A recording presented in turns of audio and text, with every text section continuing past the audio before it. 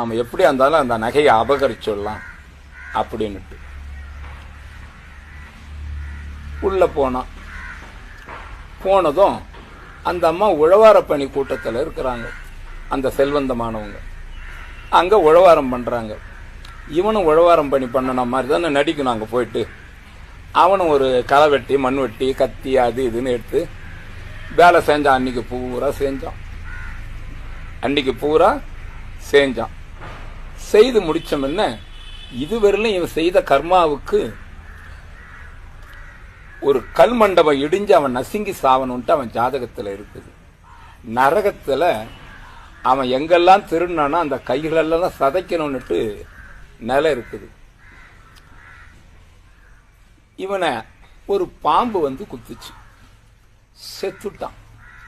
செத்த உடனே பூதகணம் வந்துச்சு அவனை பிடிச்சி மோர்த்து. அப்ப சிவகணம் வந்தது அந்த இடத்துல. நீங்க வர வேண்டிய அவசியமே இல்லையே, இவன் இதுவரையிலும் பாவம் தானே பண்ணா, இப்ப கூட பாவ சிந்தனையில தானே அந்த காரியத்தை பண்ணான்.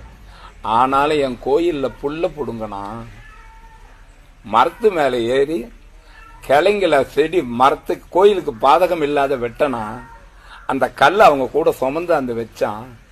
அதனால அவன் செய்த கர்மா மொத்தம் ஒழிஞ்சுது.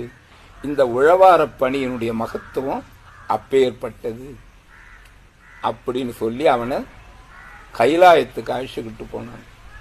உணராம ஒரு நாள் செய்த காரியத்துக்கே உழவாரத்துக்கு அந்த மகத்துவம். சிவமே அண்ணாமலையே நமோ நமோ நமோ நமோ நம சிவாயவோ ஜடாமுடி குழல் கடல் நம சிவாயவோ ஹர ஹர சிவமே அருணாச்சலனே.